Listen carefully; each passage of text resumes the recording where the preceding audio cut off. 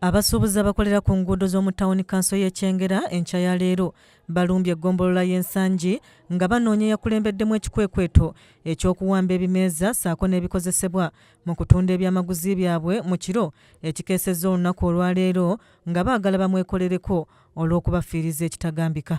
Paketi 6 sina wakutandikira ntandikirewa. Ebimeeza byonna biba babyonoonye badde ne school fees zeyewerera. Atulagoye yakikoze atazaala oyo atalina mutima gwa kizadde oyo omusajja olwo erinnya ly'abasiraamu lyafudde. Bano ababadde bataamusa okukira ennumba beeweze obutakkiriza kutunula butunuzi nga bafiirizibwa ebintu byabwe era bano bagamba nti ebyamaguzi byabwe omuli eŋŋano ebyennyanja ssaako n'ebirala bye byatwaliddwa nga balumiriza ab'eggombolola okubirya n'okumenyaamenya ebimeeza byabwe.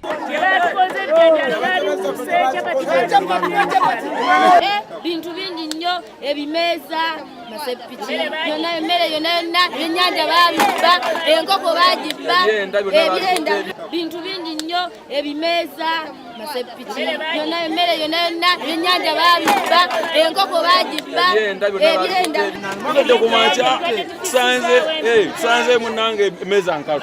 Abasuubuzi boolekedde ku kitebe ky'eggombolola gye basisinkanidde mmeeya w'e Kyengera Town Council Hajji Abdou Kiyimba ng'ono abasabye okuba abakkakkamu ng'alabye batabuse nnyo kwe kubaddiza emmeeza zaabwe ezabadde ziwambiddwa nga mu kwogerako n'abasuubuzi bano abalagidde okudda mu bifo byabwe mwe babadde bakolera n'abawa amagezi obutaliraana nnyo kkubo wabula abakubirizza okugoberera amateeka ga pulezidenti ge yateeka ku bamufunampola abakola ekiro ku nguudo omuli okutandika ng'essaawa 12 ez'akawungeezi nga bannyuka ku ssaawa emu ey'okumakya era abalabudde obutaba muntu yenna nsimbi ajja okubasolozaamu empooza y'ekifo ng'anaakikola ajja kubaamenya mateeka. Nsobodde okwalizibwa abantu abo babitwale sibagambe nti babitwale bagenda babizzeewo babijja essaawa zo bajja bizawo essaawa 11 batandika okukola omulimu gyabwe kubanga n'ekiragiro kya pulezidenti yalagidde nti tebaddamu kutulugunya muntu yenna akolera okumpi n'ekkubo atunda ebyokulya obudde obw'ekiro.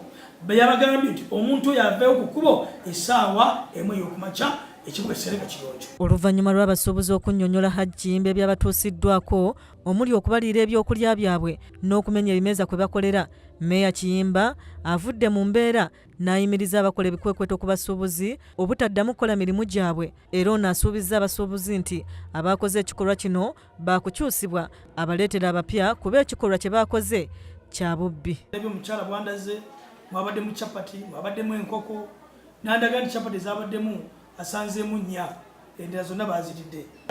Mpaliziddwa okuyimiriza enforcement yonna ebadde ekola omulimu guno okujjawo nga tufunye abantu abatendeke abamanyi ensonga abajja tuyambako omulimu ogwo bagutambuze nga bagwetaagisa.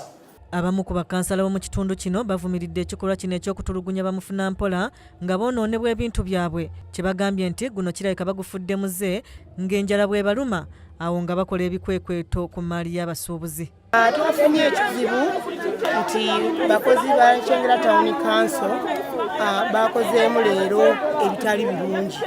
Enkola yaabwe leero teyanyumye okubanga ebintu byabwe byonna baabiridde kubanga nze nsanze abazze nga babitwala nga beewaana nti empuuta abaziridde zaabadde ensaba banaakolanga bwe bati naye ekyo kikyamu era tugenda kulaba engeri gye tubateekamu empisa kubanga twakizudde nti enjala bwe nebanga ebaluma nga bagenda nga bawamba ebintu by'abandi olwokuba mulimu amagi mulimu chipusi mulimu enkoko. Kizza Peter yakusakidde eggulire lino ku lwa KSTV agaleero.